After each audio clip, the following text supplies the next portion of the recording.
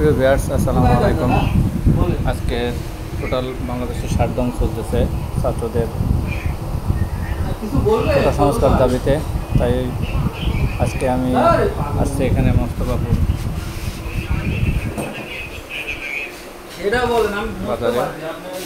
তো এখানে বাজার না, এটা হলো বাস স্ট্যান্ড। এখানে গোল চত্বর দেখেন, পুরাপুরি এখানে সবসময় গাড়িতে ভরপুর থাকে এবং জ্যাম হয়ে থাকে, কিন্তু আজকে রোডগুলো সম্পূর্ণই ফাঁকা চলতেছে।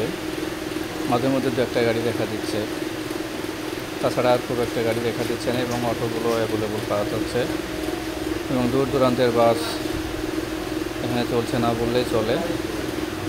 এটা মূলত বাস কাউন্টার মোস্তফাপুর গোল চত্বরে মাদারপুর। এখানে আজকে খুব একটা এখানে কোনো ঘটনা ঘটেনি। ভাবলাম আপনাদের সঙ্গে আমি কিছু শেয়ার করি যে কী অবস্থা। যারা এই অঞ্চলে আছেন মাদারপুরে, এরিয়া মোস্তফাপুরে, সবাই মোটামুটি সেফ জোনে থাকবেন। এর পরিপ্রেক্ষিতে আপনাদের সাথে একটু শেয়ার করা আর কি। তো প্রিয় ভিউয়ার্স, সবাই ভালো থাকেন, সতর্ক অবস্থানে বজায় রাখুন। খোদা হাফেজ।